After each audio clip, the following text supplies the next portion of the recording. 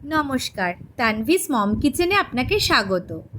রথের দিন এলেই আমাদের প্রত্যেকের জগন্নাথ দেবের সাথে সাথে জিলিপি আর পাঁপড় ভাজার কথা মনে পড়ে।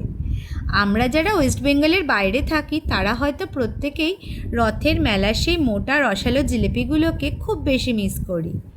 আর আমি এই কথাটা আমার হাজব্যান্ডকে বলা মাত্রই সে একগাল হেসে বলল, বাড়িতেই বানিয়ে ফেলো। তাই আমিও নেমেই পড়লাম জিলিপি বানাতে।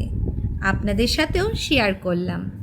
6 থেকে 7 ঘন্টা ভিজিয়ে রাখা 2 কাপ বিউলির ডাল আর 1 ঘন্টা মতো ভিজিয়ে রাখা হাফ কাপ চাল আর একটু ফুড কালারটা অপশনাল, আপনি দিতেও পারেন নাও দিতে পারেন। একসাথে অল্প জল দিয়ে একটা ঘন পেস্ট বানিয়ে নেব। এরপর একটা দুধের প্যাকেটের এক সাইড কেটে পেস্টটা প্যাকেটের মধ্যে ঢেলে গার্ডার লাগিয়ে নেব।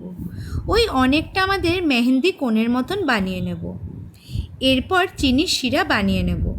তার জন্য একটা বাটিতে 2 কাপ চিনি আর 2.5 কাপ জল দিয়ে ফুটতে দেব। এরপর এতে একটা গোল করে কেটে রাখা লেবুর টুকরো আর একটু ফুড কালার দিয়ে আবার ফুটতে দেব। কিছুক্ষণ পর লেবুর টুকরোটা অবশ্যই মনে করে তুলে ফেলে দেব, না হলে চিনির শিরা তেতো হয়ে যেতে পারে। চিনির শিরা ফুটে অর্ধেক হয়ে এলেই রেডি হয়ে গেল। এরপর কড়াইতে রিফাইন্ড অয়েল গরম করে তাতে জিলিপির 2.5 প্যাচের শেপে একটা একটা তেলে দিয়ে ভেজে নেব। ভাজা হয়ে গেলে চিনির শিরায় সরাসরি দিয়ে 4-5 মিনিটের জন্য রেখে তুলে নেব।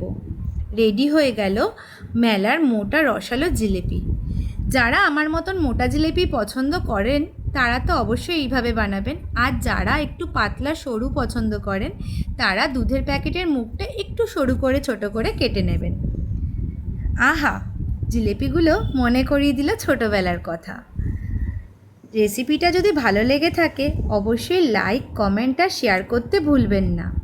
আর রথের দিন আপনাদের সবার কেমন গেল, সবাই কি খেলেন, কেমন কাটলো আমাকে অবশ্যই মনে করে কমেন্টে জানাবেন। এখনও যদি চ্যানেলটি সাবস্ক্রাইব না করে থাকেন তাহলে প্লিজ একটা সাবস্ক্রাইব করে দেবেন। ধন্যবাদ, সবাই ভালো থাকবেন।